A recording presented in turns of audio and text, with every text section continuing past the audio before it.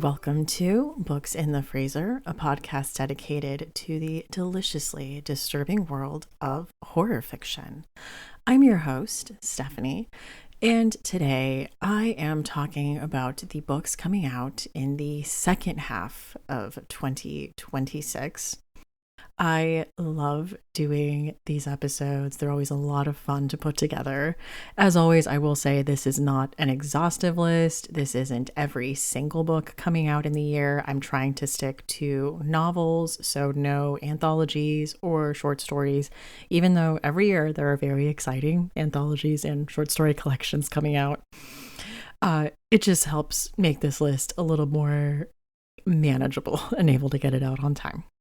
But before we get into that, just wanted to do a little housekeeping up top.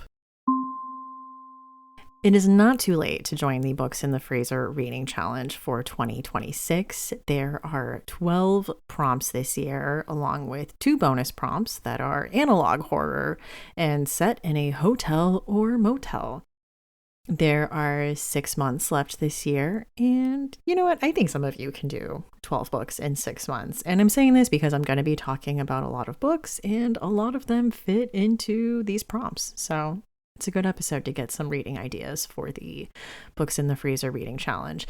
I have a post pinned to the top of my Instagram with all of the prompts, and I believe I have a highlight with the template. If you would like to use that for your Instagram stories, you can follow along on Storygraph right now to join in officially. If you would like an app that keeps track of how many you've done, what you've read, what other people are reading, so you can find a link for that as well. But yeah, not too late to join.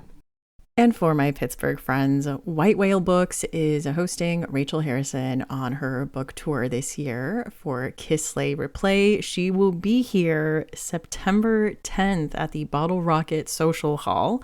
I will be her conversation partner. You do not want to miss this.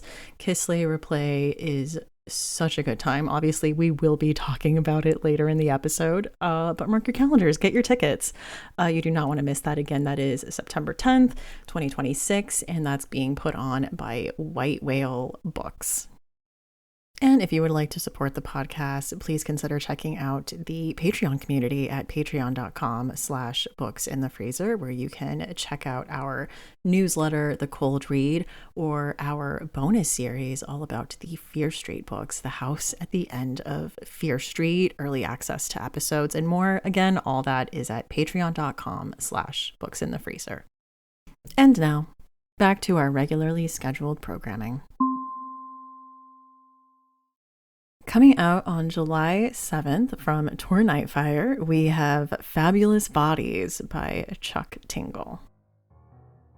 Fashion influencer by day and grave robber by night, Poppy Stringer is on call when Eddie Michaels, a flamboyant, piano-slamming rock star and queer icon, unexpectedly dies. All Poppy has to do is retrieve Eddie's body from the medical examiner's office, but what starts as a routine delivery quickly goes off course when Eddie wakes up. Poppy must fight for her life in a blood-soaked night of carnage and fabulous entertainment all across Palm Springs.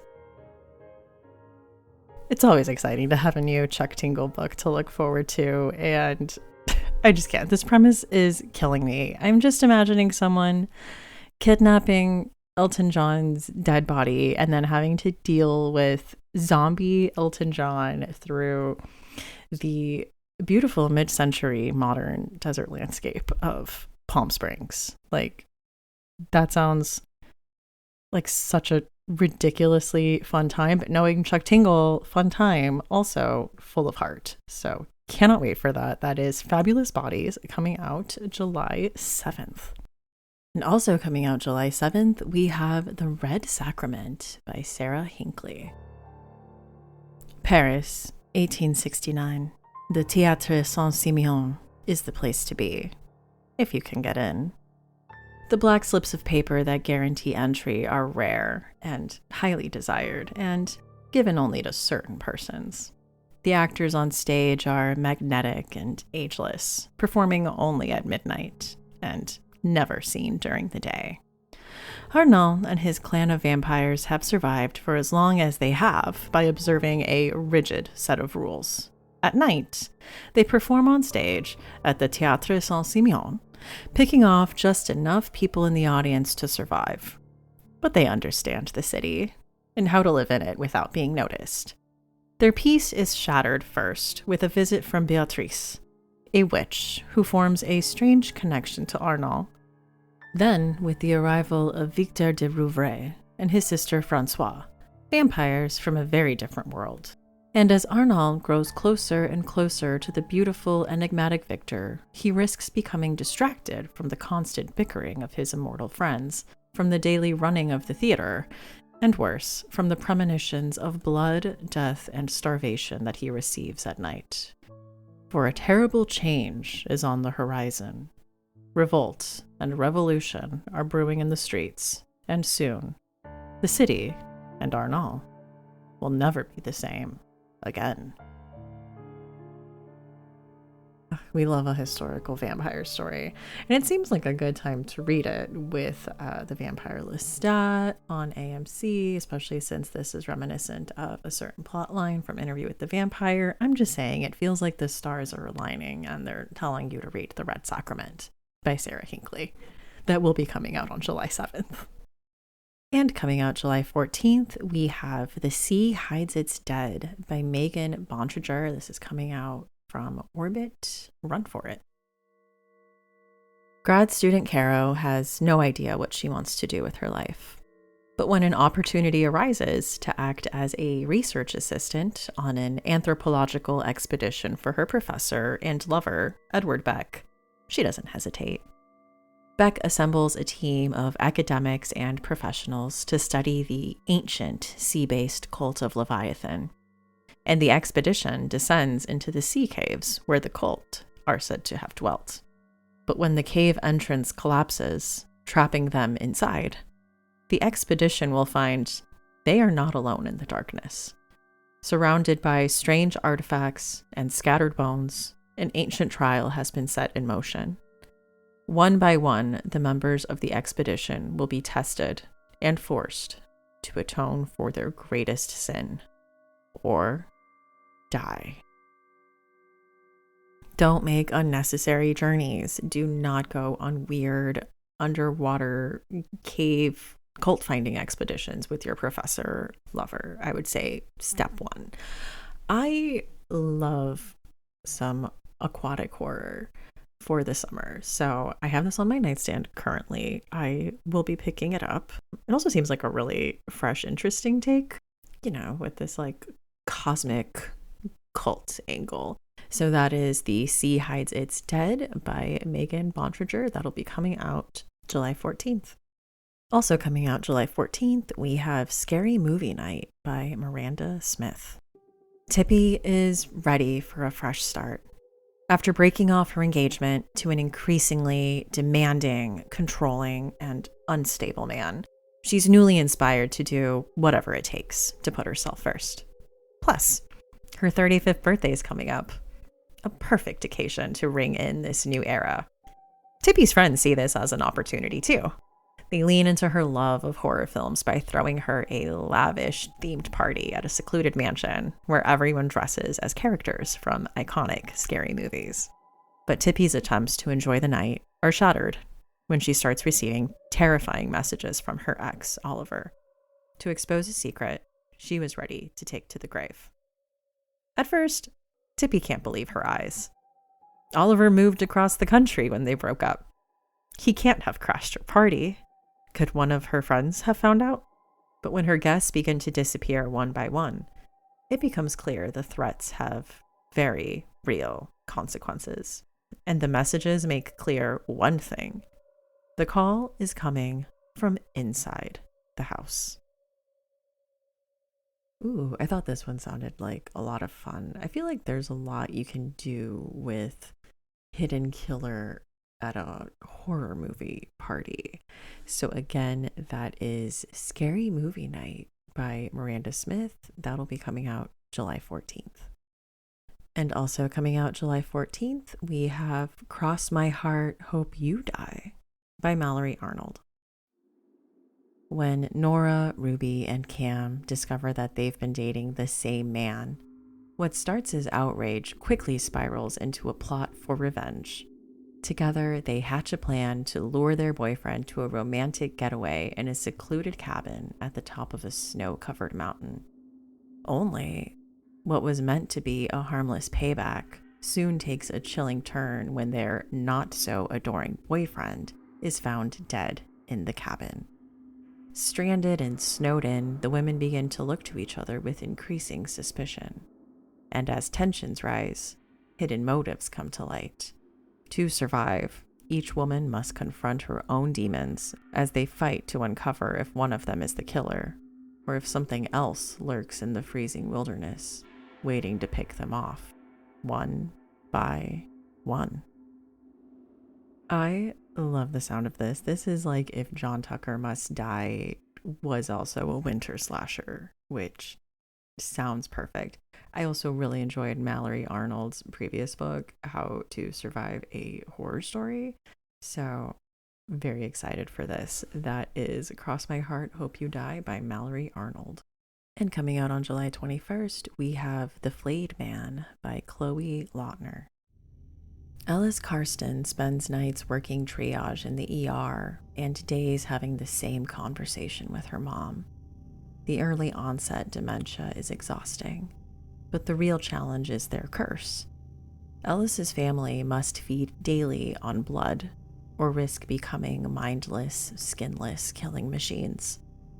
When Ellis's uncle, who supplies their blood, vanishes, she takes it upon herself to find a new source, aided by a prickly paramedic who's equal parts unpredictable and intoxicating. But as Ellis fights to balance her bloodthirsty nature with a new relationship, her mom's impossible demands transform into panicked warnings that a fabled monster, the Flayed Man, is stalking them. As she traverses the desert in search of blood, Ellis risks her safety and her family's secret until it becomes clear that her mom is right. Something ancient and hungry is hunting them, and it has come for her mom. Blood hunger begins to overtake Ellis, transforming her body into something ghoulish and frightening, exactly what the Flayed Man wants.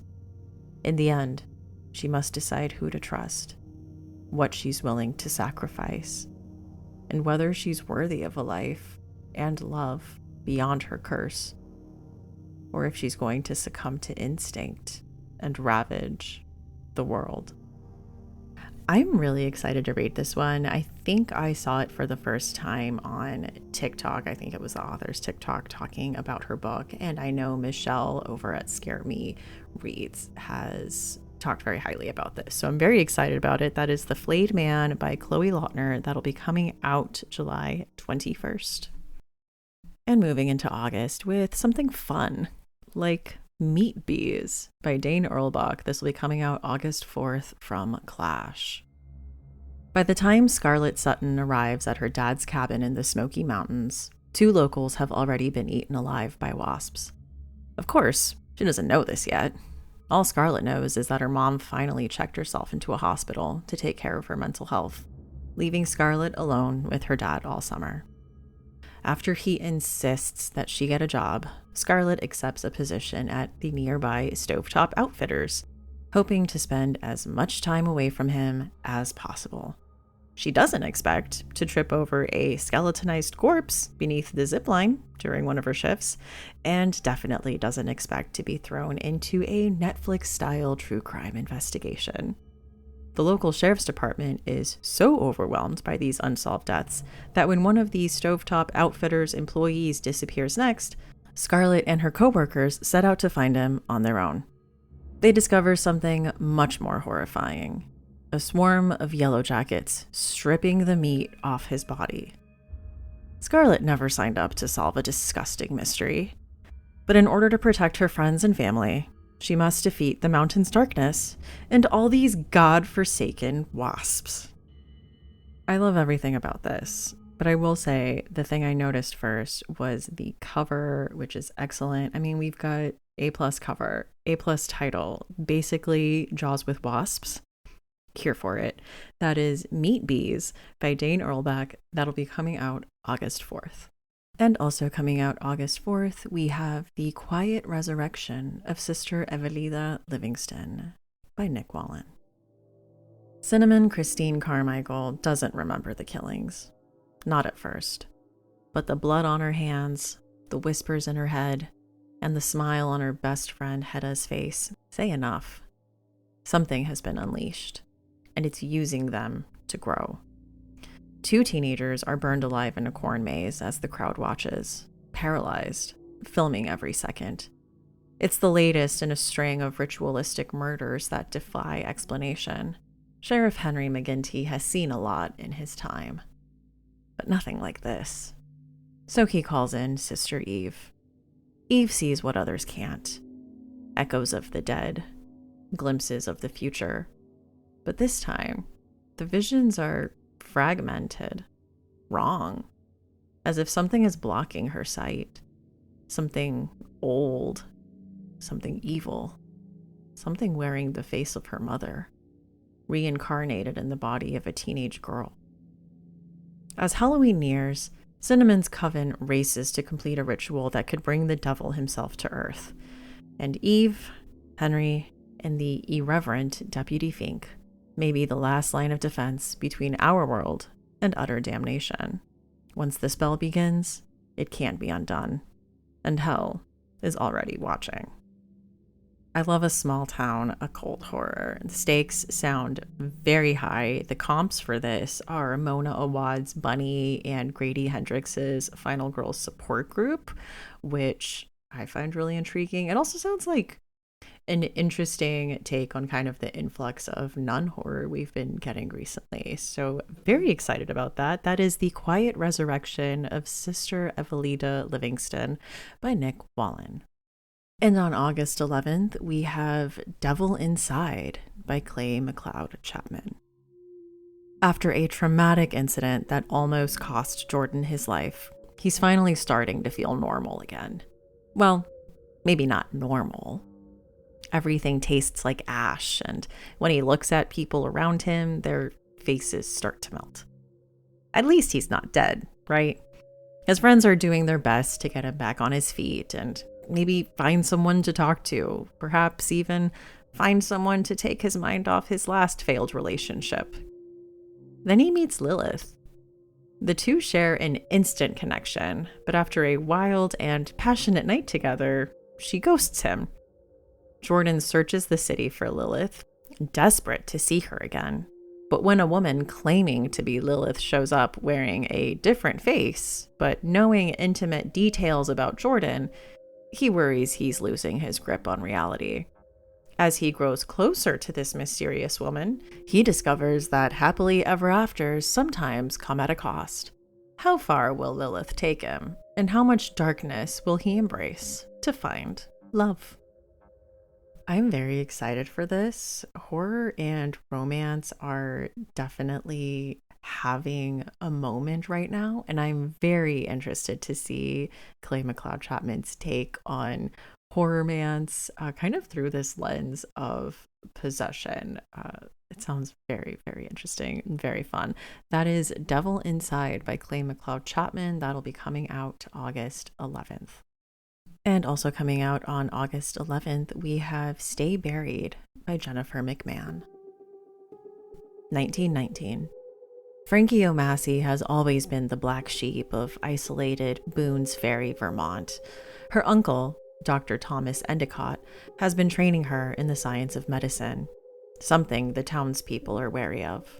When a mysterious illness strikes the town and the community suspects supernatural forces, the two desperately search for a logical explanation. Patient Zero seems to be the town's Nackerman, a recluse who collects dead and dying farm animals to make use of their parts. 2016. Siblings Ashley and Malcolm lost their mother 2 years ago. When their grandmother dies, they inherit a property in Boone's Ferry, a place they've heard of, but their grandmother has always refused to talk about, and embark on a trip to their ancestral home. The idyllic town is full of autumnal decor, picturesque farmland, and small town charm. But some of the townspeople aren't very welcoming, and they have some unsettling traditions, like leaving offerings to a vengeful spirit 4 times a year. This sounds so good. I love an idyllic small town with some like folk horror underpinnings. I mean, if you think about it, Stars Hollow had festivals all the time. Who's to say one of the ones we didn't see was some kind of ritualistic sacrifice, you know? But in all seriousness, I spoke to Jennifer McMahon earlier this year on our Summer Scares episode, and she spoke about this novel and the dual timeline and the process. So I definitely suggest checking out that episode if you want some more background on it. But I am very excited about this. Again, that is Stay Buried by Jennifer McMahon. And on August 11th, we have Reliquary by Hannah Whitten. When Claire's fiancé mysteriously dies of an unknown neurological illness, she's prepared to sink back into the lonely life she lived before.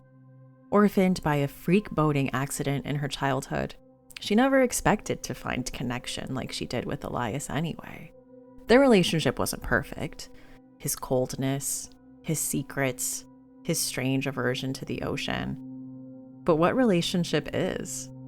When Elias's family reaches out, his incredibly wealthy family from whom he was estranged, and invites Claire to a 3-day wake at Harrow Point, their family home on a private island, Claire is given the chance to find family again, to belong to something, just like she's always wanted. Just like Elias knew she was desperate to have. Even if the family is a little strange, even if their coastal home stirs up memories of the accident that killed her parents and sister. Even if Ash, Elias's older brother, seems insistent on Claire leaving as soon as possible. As she dives deeper into the world of Harrow Point, she will uncover the nature of her own traumatic connection to the ocean. There is something swimming in the bowels of Harrow Point, and it is hungry. Okay, I actually have read this one, and I really enjoyed it. It was so fast-paced, I could not put it down. I talked about this at StokerCon on the Buzzing About Books panel. I talked about it with Agatha at She Wore Black with Rachel Harrison on our Goth Girl Summer episode. This was one of my recommendations. I had such a good time with this. It's kind of aquatic horror.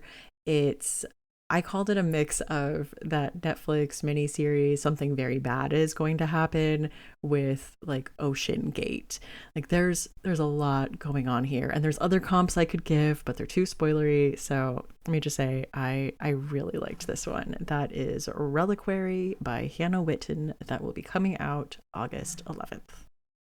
And coming out August 18th, we have Calamities by Chuck Wendig. Morning Maine knows he'll one day bear the duty of managing his family's vast empire of wealth and power. But the feckless Morning has always struggled to accept this legacy, which is one of cruelty, domination, and exploitation, and something even darker. Because the Maines are no ordinary family, hidden in our world are the Fiends, half human, half demon, and possessed of dark magic, born from buying human souls. And the Maines are one of the oldest and most influential fiendish families. But when the Morning's estranged father, the formidable and terrifying Hadrian Maine, demands that he return to the fold, Morning has to make a decision, whether to accept his legacy and embrace his role in the family, or to forge his own destiny and with it, change the course of the world. Because along the way home, he will meet Key, a black market seller of human souls, and Quinn, an artist who may hold the truth behind the fate of the fiends. Alone, they have all struggled with the darkness of their fiendish nature, but together, they might find a path out of the shadows. This is Succession with a dark fantasy twist. Sounds so good. Yeah, like imagine the heir to this like demonic, influential legacy and fortune thinking about whether he actually wants to be a part of it and what that means for him. So that'll be coming out August 18th. That is Calamities by Chuck Wendig. And also coming out August 18th, we have The House That Eats the Dead by Max Doty. The new house is a fresh start for Claire and her family. It's a move away from the cityscape of a declining San Francisco and towards the quiet suburban life she has craved since her turbulent childhood. A step up the corporate ladder for her husband Tom, and a safe haven for their 2 children. Yet, as they unpack their boxes, she senses something is wrong. Fresh flowers dry up, store-bought eggs are inexplicably hollow, and her daughter's favorite toy disappears. Claire soon confronts a series of impossible truths. The house is hungry. It's devouring anything that was once alive. And only Claire and Tom, the owners of the house, will remember that this food ever existed. When Claire exploits the house's power in a moment of weakness, she and the house forge a fragile bond. But as its hunger intensifies and Claire loses control, she fears who else might be drawn to her home, and what sinister appetites they'll bring. Listen, if there's one thing I've learned in horror, you really gotta watch out for that fresh start house. That fresh start move that's just gonna change everything. Your life is just gonna be so much better from here on out. It's gonna get you. It's gonna get you every time. This does sound like a really interesting take on it. The idea that this house is a force that is like devouring all the life within it is interesting. I was going to make a joke about, my house. Every time I've had a mortgage, it just devours my paycheck with repairs and appliances and whatever. But I won't do that. I'm above that. So that is The House That Eats the Dead by Max Doty. That'll be coming out August 18th. And also coming out August 18th, we have The Minimalist by Kaylee Peterson. As the last and greatest student of famed minimalist composer Ryder Wakefield, Mia Voss's rise to prominence in the insular world of classical music has been long assured. When Ryder dies unexpectedly, she inherits everything, including the unfinished manuscript of his final composition, the mysterious Death Fugue, music for orchestra. Haunted by memories of her tragic romance with Ryder's late son Oliver, like Mia, an Asian American adoptee, Mia leaves her girlfriend behind and returns to Ryder's home to finish his last work. There, Mia is forced to confront her complex relationship with 20th century American composers, her lingering guilt over Oliver's suicide, and her own musical ambition as the manuscript begins to exert a disturbing, mesmerizing hold on her. This sounds very interesting for several reasons. I'm personally a huge fan of a protagonist's descent into madness, which it sounds like this could possibly be. And because I know this is drawing from some of the author's personal experiences as an adoptee and a classical musician. So very much looking forward to this. This is The Minimalist by Kaylee Peterson. This will be coming out August 18th. And also coming out August 18th, we have These Walls Remember by Del Sandine. Do not go into the attic, the note warned. But that's exactly what sisters Mickey and Delilah do when they inherit a distant relative's house in Savannah, Georgia. They intend to sell the property, divide the proceeds, and go their separate ways once and for all. But 724 Hartford Street has other plans. As the sisters realize there is far more to this house and its history than meets the eye, past wounds begin to fester and spill into the present in eerie ways. Tensions also flare between the sisters and the sleepy little Savannah community, many members of which suspect more than they are willing to share about what has occurred inside the address. When Delilah's behavior turns first strange and then alarming, it becomes apparent that selling the home is no longer an option, and Mickey must fight to save her sister from the house which is holding on to its dark past, or they will both succumb to that which hungers inside its walls. This sounds like an incredible Southern Gothic horror story. I know I heard nothing but good things about her, I believe, debut novel, This Cursed House. So yes, this is another one that's going right on my TBR. That is These Walls Remember by Del Sandine.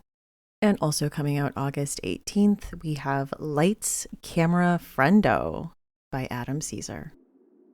Sabrina Alvarez is pretty much a nobody until she lands the starring role in the big-budget film based on the Kettle Springs massacre. Sabrina knows that she should be on top of the world. She's going to be the Quinn Maybrook, final girl of final girls, national hero and certified badass. But as soon as Sabrina gets to Kettle Springs, she just can't quite shake the feeling that something's off. A spate of deaths, an out-of-control director, a town decimated by loss and divided by anger, and a movie designed to glorify it all? Something bad is brewing. And this time, it's all on film. I, for one, am really excited that we are still getting books in the Clown in a Cornfield series. This is a series that is near and dear to my heart as a slasher fan. And I love this plot. It's giving Scream 3 in the best way. That is Lights, Camera, Friendo by Adam Caesar. That'll be coming out August 18th. And coming out August 25th, we have The Burn Line by Jonathan Sims. There's something lurking in this stifling darkness and labyrinthine tunnels that run below London. Something old, something vicious, something very, very hungry. It's the hottest summer on record, and London is dying. Prices are high, pay is low, and stressed commuters are packed onto London Underground trains again, like the pandemic never happened. To add to the misery, the temperatures underground just keep climbing and climbing, the heat trapped in the clay with nowhere to go. One fateful morning, 5 travelers on an unlucky tube carriage find themselves bound together as witnesses to a single horrific event. An event they can't quite seem to remember. They make an unlikely team: a weary tube driver, a disillusioned civil servant, an ambitious city trader, an overwhelmed hotel worker, and an unhoused young man just trying to get by. But now they must come together to confront what they have seen and stop it in its tracks before it kills them all. I actually read this a few weeks ago and I really liked it. I think I described it as sweaty social horror, like you really feel the heat. And Jonathan Sims is the creator of the Magnus Archives podcast. So, fun fact for you. That is The Burn Line, coming out August 25th. And let's move into September, which I feel is always jam-packed with a lot of really good horror releases, this year being no exception. So let's start things off with Blacktail by Scott Hawkins. This will be coming out September 1st. The wolf Blacktail is faithful to his forest god. But in these times, faith is not enough. His world is besieged by men. Soon his territory will be overrun, and then there will be nowhere left to go. When his mate, a house dog, is killed, Blacktail rebels. He invades the house of her owners, seeking vengeance. Blacktail's fury catches the notice of an ancient and terrible feline witch, who makes an offer. What if Blacktail could end the human race responsible for the death of his family and for the destruction of the natural world altogether? To do so, Blacktail must find and wake the forest god. Only he might stand against the plague of men. Blacktail knows that his north woods are dwindling to nothing. He sees no other choice. As Blacktail journeys farther from his wild home and deeper into the world of man, he encounters strangers, animal, mortal, and otherworldly, who, for their own reasons, want to help Blacktail rid the world of humans. Along the way, it becomes clear that he is more than just a wolf. The forest god is sleeping, yes, But what will be the price of waking him? I was a big fan of the library at Mount Char, so I am very excited for this. If you listen to my episode on crime horror with CJ Lead, she talked about the library at Mount Char, and she also talked about this book, which, looking at this wolf protagonist, I'm going to say would make a very good pairing with Headlights from what I can see. So that is Blacktail by Scott Hawkins. That will be coming out September 1st. And coming out September 8th, we have Kiss, Slay, Replay by Rachel Harrison. It's the picture-perfect wedding weekend. The venue is dreamy, the weather is beautiful, love is in the air, and Willa Sullivan is having a bad time. She's excited to celebrate her best friends finally having the big wedding they've always wanted. But this is the first time she's seen her ex-fiancé in months, and he brought a date. Everything feels off, like she stumbled into an alternate universe. But things start to look up when Willa meets Danny, the groom's charming and single childhood best friend. When they sneak off together, their rendezvous is interrupted by a masked killer terrorizing the reception. Willa and Danny fight to save the ones they love and survive the night. But the killer is unrelenting. A final girl. Willa is not. Or is she? She wakes up and it's the morning of the wedding.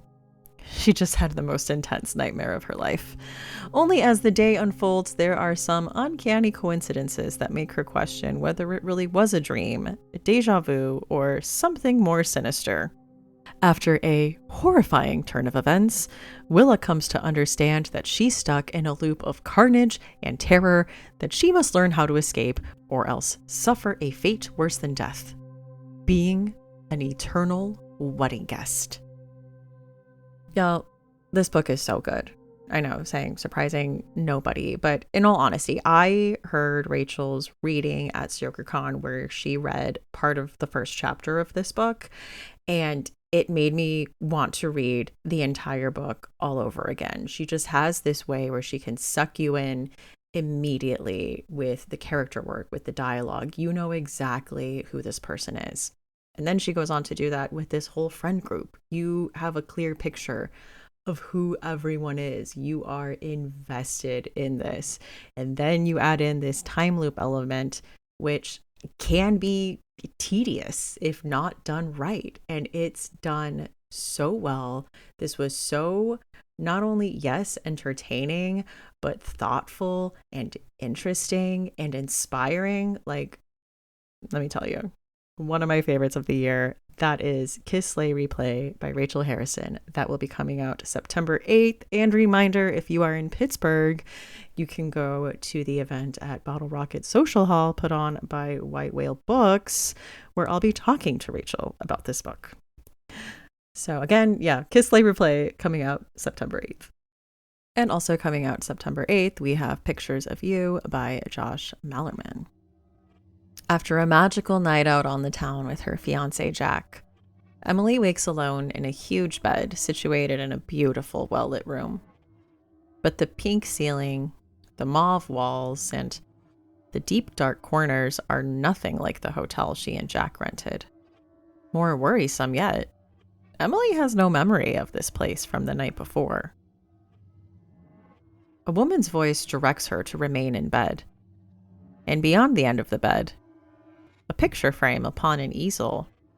A frame with no canvas, no painting, no art, only there is the silhouette of a person Emily does not recognize. A person emanating demand, danger, evil, and the way the woman talks, she's acting as if Emily herself is the painting, the still life, the art. Emily is as scared as she is confused. But it's immediately clear that Jack's life is on the line, along with her own.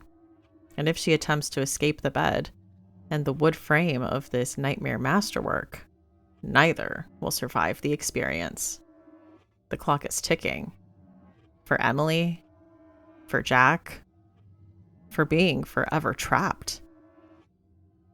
This is a very interesting concept and sounds like it could be like a really thrilling, fast paced horror story. I mean, the stakes are high, they are staking. That is Pictures of You by Josh Mallerman. That will be coming out September 8th. And coming out September 15th, we have This Movie Doesn't End the Way We Want by Haley Piper. In November 1994, three girls visit their local movie theater to see an obscure film. Only one of them is ever seen again. 30 years later, Val McQueen has never forgotten the day she lost her little sister and best friend. But she's closed a curtain on it, certain she's moved on despite her parents' resentment and hounding by true crime enthusiasts. That is, until a stranger's murder brings it all screaming back. A terror she's tried to tell herself is only a movie. Enlisting the help of a cinephile and former classmate, Roxy de la Fontaine, to find the film, Val soon realizes that hers is not the only pursuit. Someone, or something, involved with the movie is on the hunt too, for the girl that got away all those years ago. This sounds really good. I love that mix of like urban legend and cursed film subgenre going on here. So very excited for that. That is This Movie Doesn't End the Way We Want by Haley Piper. That will be coming out September 15th. And coming out September 22nd from Saga, we have Maisie Wood by Tananarive Due. Award-winning author Tananarive Due returns with the follow-up to the multi-award-winning The Reformatory in this generational novel of rage. With flashbacks to Johnny's grandmother, who brushed shoulders with giants like Lena Horne, Clark Gable, and Hattie McDaniel, this novel explores 3 generations, beginning with Maisel Washington's life as a young actress. 50 years after Maisel's death, Johnny will discover the secret she kept and nurtured since she was a child, when she had a dark wish come true. A monster lurks outside Maisie Wood, hidden for generations, and Johnny brought his family to its hunting grounds.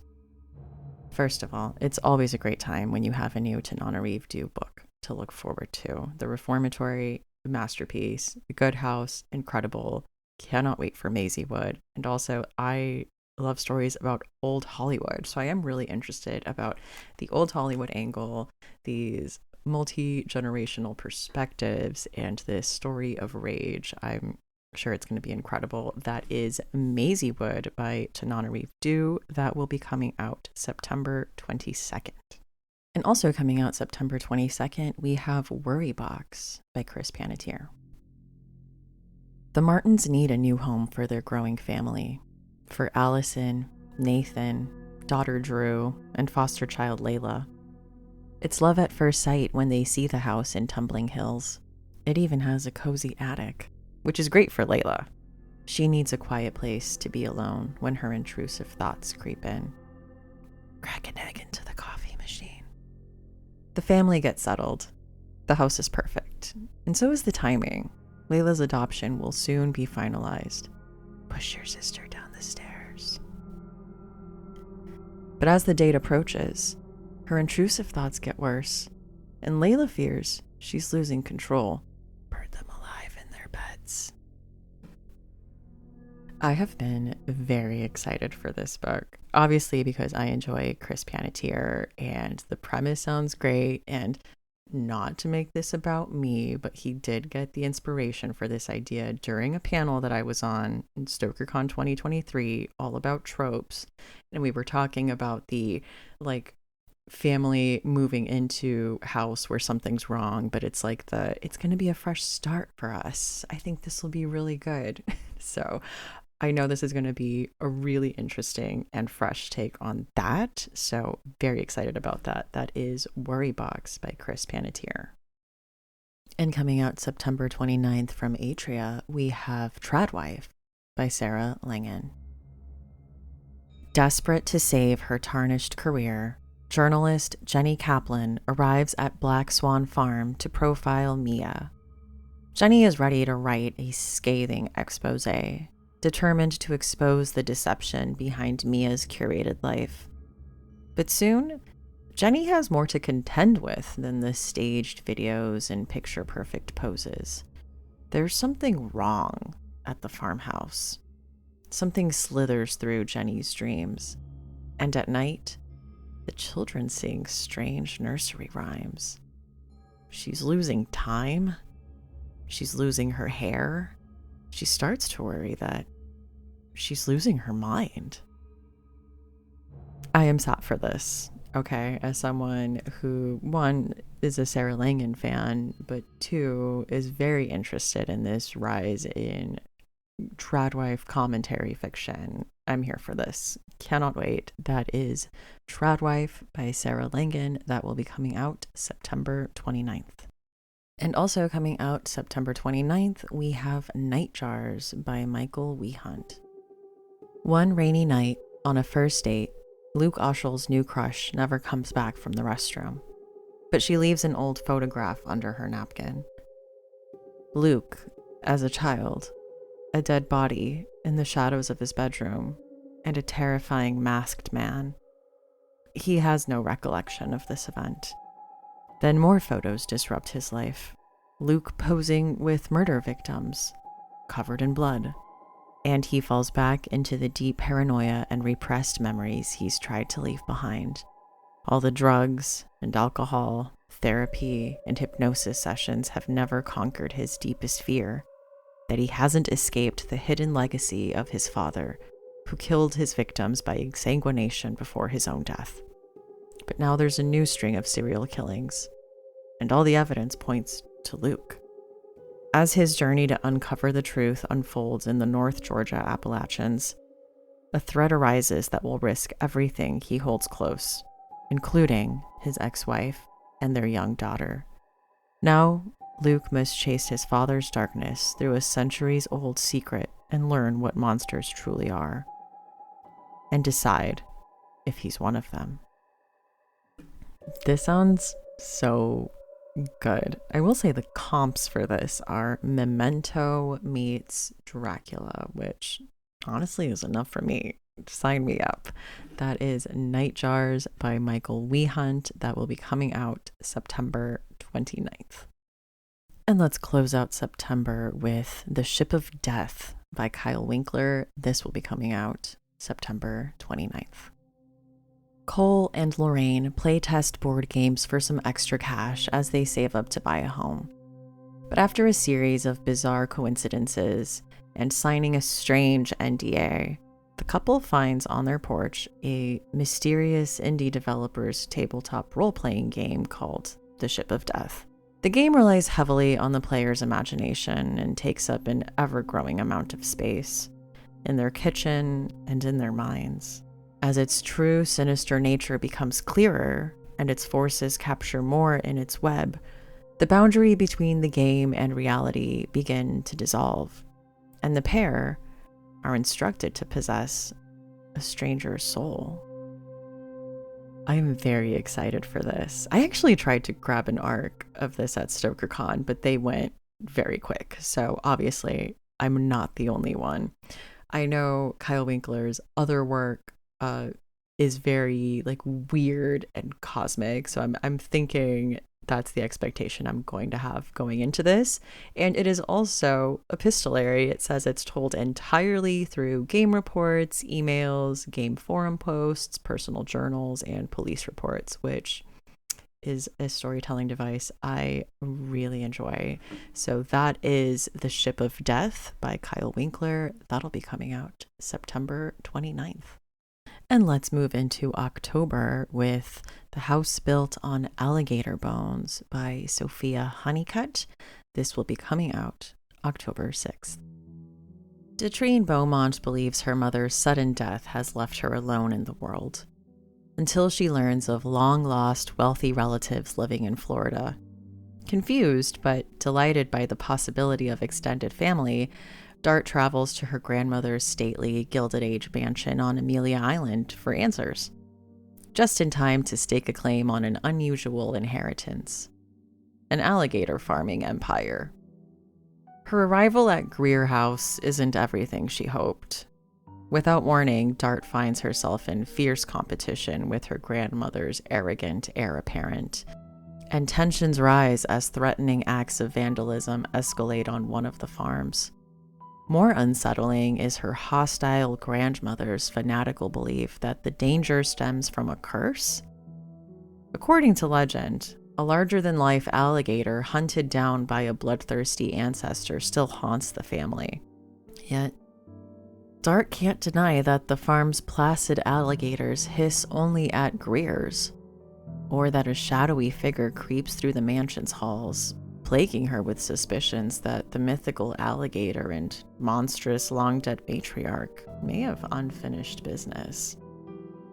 As Dart uncovers the truth about her violent birthright, she faces a terrible choice. Accept her place in her family's grim legacy, or forge a new path by slaying a different beast entirely. This sounds so good. I will say one of my first thoughts when I read the synopsis is, I need this Lana Del Rey album. Like, what's it like to be queen of the alligator farm? You know? But jokes aside, I love the cover for this. These vibes sound so good. I'm here for it. So that is The House Built on Alligator Bones by Sophia Honeycutt. That'll be coming out October 6th. And coming out October 6th, we have It Looks Like You in the Dark by Matilda Zeller. Tapisa is newly out of high school and working in a fish processing plant in the Inupiat village Chukchi, where she's lived her whole life. Maybe that's why people tend to assume she isn't that bright. Or maybe her mama is right and she does have bad blood. Either way, she knows the legend. She knows the history. Her Ana told her that the hungry creature, the Kushtuka, appears to us in the form of someone we love. It will try to get us to follow it. Follow it where? Those who have gone no longer have throats to tell us. The Kobuk River Valley of remote Alaska draws greedy white men time and time again. But whenever they come, death comes too. This time, the white men are here for the long term, to create an open pit, a lead mine just north of the village. When her sister Esther goes missing, Tapisa will do anything to get her back. Seeking justice, Tapisa must track down the kidnapper in the darkening Arctic. What awaits beyond the warmth of her village is more horrible than she could imagine, and closer to her than she knows.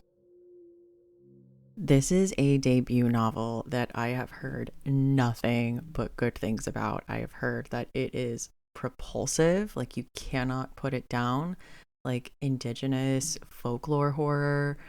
Oh my god, I am so excited for it. That is It Looks Like You in the Dark by Matilda Zeller. And also coming out October 6th, we have Quaint Folk by Bitter Corella. From the outside, it looks like Jessica has the perfect life. She's a stay-at-home mom, married to a man with a respectable job, raising a son they adore. Her family is as wholesome as all-American pie. But deep down, Jessica knows there's something wrong with her. She knows she can't escape her past. When her husband's job has them move abroad, Jessica thinks this is her chance for a fresh start. On the remote island of Hazenhurst, the modern world can't get in. The people there grow their own herbs, make their own jam, and mind their own business. They believe in folk tales and the power of dreams. They tell visitors, "We're a quaint, quiet people. The right sort of family would do well here." Jessica is determined to be the right kind of person for a family and a life like this. But as she tries to befriend the townsfolk and learn their ways, she soon realizes that beneath the town's cozy idol, something sickly sweet and rotten lays buried. There's a lot here that has me excited. I want to know what Jessica's secret is. And also, I want to know what the vibe is of this island town. I just watched Widow's Bay. It was incredible. I'm here for a weird island. Give me all the weird islands. And it sounds like possible folk horror. I love like seemingly perfect small town has folk horror secret. Always here for that. So that is Quaint Folk by Bitter Corella. That will be coming out October 6th. And also coming out October 6th, we have Bruja's Nest by Brenda Latore. Raised amidst poverty, alcoholism, and sexual abuse, Yolanda is determined to seize control of her future. When she starts work as an indentured servant on the Fernandez de la Rosa estate, she realizes she can secure a place as the lady of the house. All she has to do is trick their naive son into getting her pregnant. The local bruja's fertility ritual horrifies her, and Yolanda delivers a massive egg under the watchful eye of Santa Muerte, the Mexican folk saint of death. But the hacienda where she's been promised a permanent home is full of blasphemies, secrets, and bodies. And the family she's tied herself to is loyal only to wealth and power. Worst of all, her beloved son is unacceptable to them, a monstrous reflection of the circumstances that gave him life. But Yolanda will do anything to protect them both. It's just a matter of earning the place she deserves. This sounds absolutely unhinged, and I love that. Also, the comps for this are The Love Witch with Monstrillo, and you know what? That's enough for me. So that is Bruja's Nest by Brenda Latore. And on October 6th, we have What Feeds Below by Tatiana Schlore-Bonnet. At the edge of the City of the Void, a massive chasm extends miles into the earth, its treacherous terrain overrun with vicious monsters and carnivorous plants. For orphaned best friends Petra and Jade, guiding treasure-seeking tourists down into the void is the only way to earn enough to pull themselves up out of the slums for good. Petra prefers to play it safe and take jobs only in the void's upper levels, where the dangers are better understood, while Jade wants to risk a descent to the deepest and most mysterious 6th layer, because the deeper they go, the better the payout, and the sooner their dreams can become reality. Their friendship is Petra's whole world, and Jade's approval means everything. So Petra agrees to do it Jade's way. When their job goes wrong and Jade is lost in the void, Petra must plunge deeper than she's ever dared to save her friend. But she doesn't know the truth of the void, or what really waits for her in its depths. The Descent is one of my all-time favorite horror movie. Actually, it might be my favorite horror movie ever. And I know Tatiana has talked about it being a comp for this book. I am so excited for this. It is actually currently on my nightstand.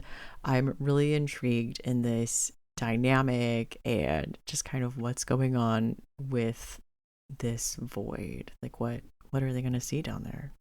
Ooh. So that is What Feeds Below by Tatiana Schlore-Bonnet. That'll be coming out October 6th from Bindery.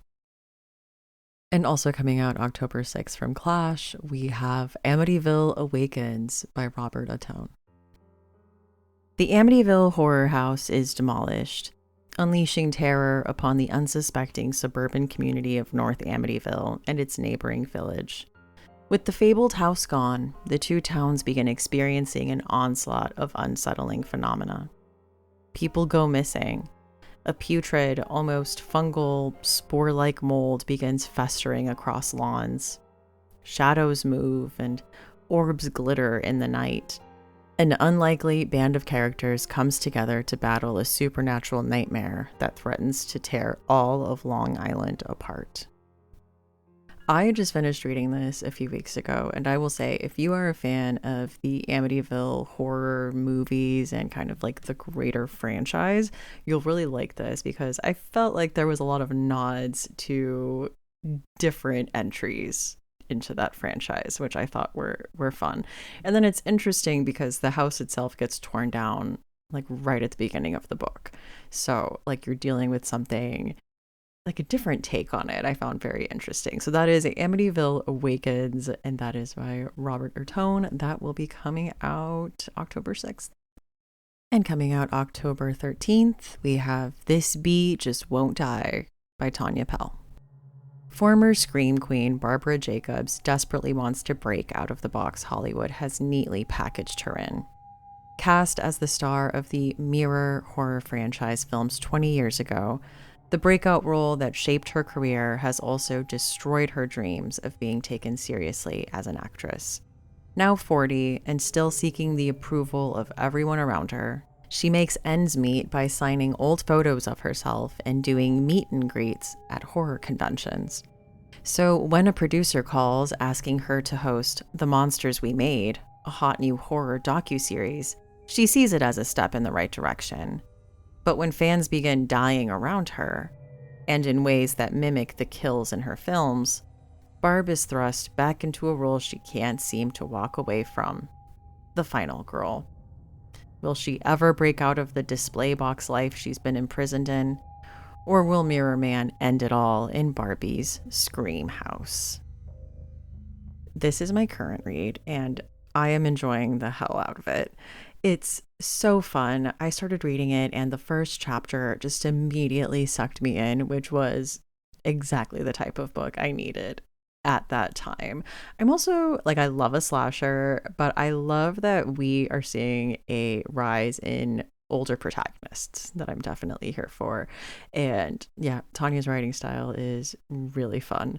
So I'm loving this. That is This Bee Just Won't Die by Tanya Pell. This will be coming out October 13th. And on October 13th, we have Solace House by William McLean. Summer 1993, and Alex Lane finds himself at the end of the university summer term, broke and without any concrete plans. So when he's offered the chance to join a group of students tasked with clearing out Solace House, a large Victorian residence left to the university by a reclusive hoarder called Flane, he jumps at it. The other students are a mixed bunch, but Alex quickly falls into a close relationship with a mercurial redheaded Ella. At first, the house seems to be an ordinary, if grandiose, property.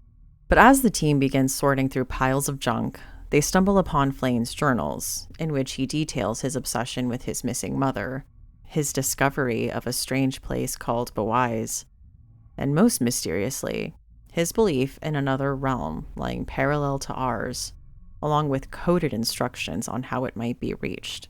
As the students continue to sort through the detritus, one of Alex's companions becomes increasingly obsessed with the hidden secrets of Solace House, Flane's missing mother, and the possibility that, if only they can decipher Flane's increasingly unintelligible writings, they might gain knowledge beyond their wildest dreams. That is, assuming they are willing to sacrifice everything. I am actually currently reading this one right now, and it's a big one. It's a big one. And as someone who tends to struggle with bigger books, I will say it read faster than I thought it would. It's been very enjoyable. Of course, I was brought in by the House of Leaves comp. Okay, it's gonna get me every time. But it's been fun. So that is Solace House by William McLean. That'll be coming out October 13th. And also on October 13th, we have Off the Reservation by Stephen Graham Jones. 5 years after the massacre on the Blackfeet Reservation, Nate finds himself in the hospital after a terrible accident that should have killed him, and that nearly killed his best friend Sebi, who is hanging on to life in a room a few doors down. Nate's life is out of balance, so when he's given the chance to reset his life, and maybe save Sebi in the process, Nate steps up. Again.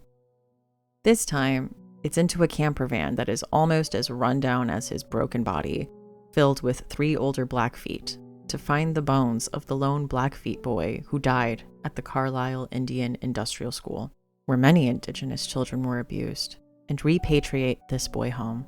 The problem is, when they get the bones, something terrible has escaped with them. I love when we have a new Stephen Graham Jones book to look forward to, and this one sounds incredible. I loved The Only Good Indians. I love this continuation of Nate's journey and this particular quest. And I'm very interested in the things this is looking to explore. So, very much looking forward to that. That is Off the Reservation by Stephen Graham Jones.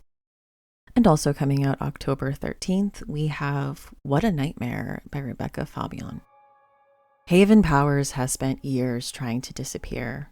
Once a loud, troublemaking girl who defied every expectation in her small town of Friendship, Texas.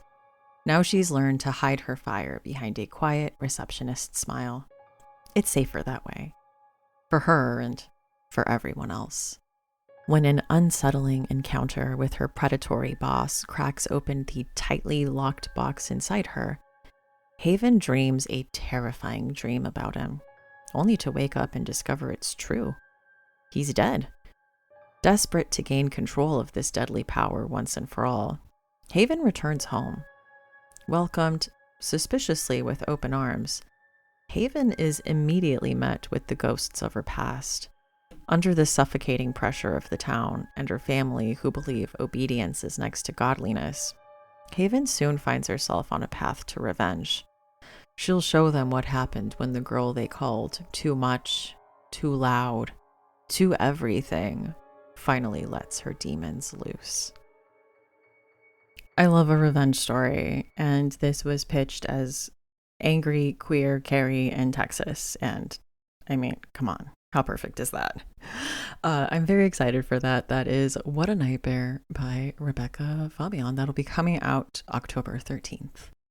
And on October 27th, we have Public Access Afterworld by Jane Schoenbrunn. Find the receiver. Make it real. At 5:35 p.m.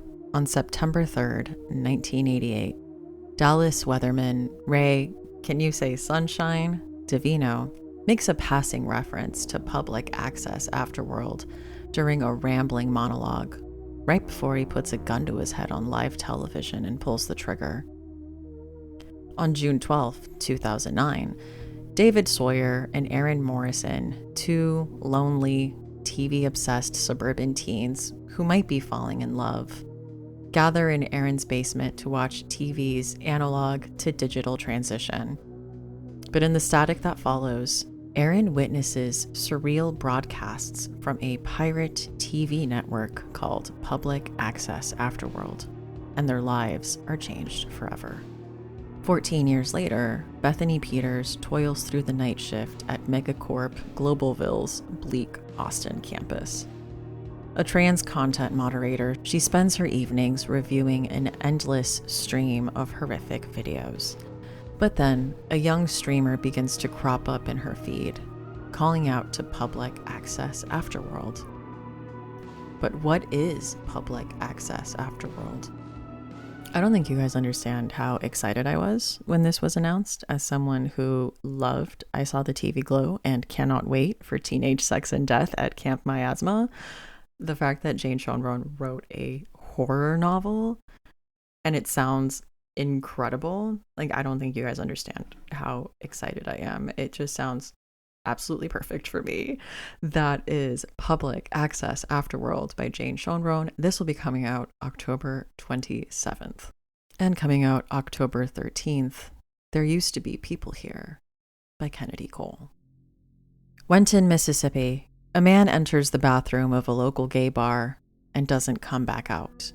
Instead, he's found cold, on the floor, and facing the wall.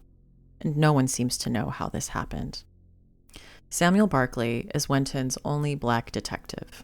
Assigned to the case, Samuel's one goal is to keep his head down with his eyes moving up on the police ranks. But it's not easy with Harvey, a new temporary partner who Samuel can't seem to like or hate, nor with the cold, questioning eyes and fake smiles from those in town. Persistent, judging, wrong. Samuel is reaching his breaking point. As his investigation leads him to a curious plane crash cover-up, Samuel's placid existence is turned on its head, because what crashed in Wenton isn't a plane. There are others here. They like it here. And if Samuel can't stop them, they will find a way to stay. I was really excited about this one, like the minute I heard about it because it was pitched as like True Detective, X-Files with S.A. Cosby. And I was like, yes to all of those, please. Like a crime story with a little bit of paranormal conspiracy. I mean, come on. Who isn't excited about that? It sounds completely up my alley. So that is There Used to Be People Here by Kennedy Cole. That will be coming out November 13th. And that's a wrap on part 2 of my most anticipated new release horror for 2026. As I mentioned in the beginning, it's not exhaustive, and I'm sure as soon as I post this, I will think of 5 books that I forgot to mention on here. And for that, I'm sorry. As you know, I am one person. This episode is probably the most labor-intensive episode that I put out. And the other new release episode, but I think all of you like it enough that it's worth it. It's worth the effort. A big thanks to The Dark Piano for letting me use the ambient music underneath the readings. I think it really makes the episode. So thank you to that. Links to these books will be in the episode description. Those links will take you to bookshop.org, where if you decide to purchase using those links, you will support an indie bookstore and this podcast. So kind of like killing 2 birds with 1 stone, really 3, because also you get a book. So I think it sounds like a good decision if you decide to treat yourself with that. And I know you have heard authors say it again and again, pre-order numbers are huge. So if you heard about a book you liked, I would suggest treating yourself to a pre-order. I think it really helps the author and the publishers. It's just a big part of the publishing industry when they're looking at what works and what they want to continue to publish. I think pre-orders are a big thing they look at. So definitely consider that. I have been your host, Stephanie Gagne. Thank you so much for listening, and see you next time on Books in the Freezer.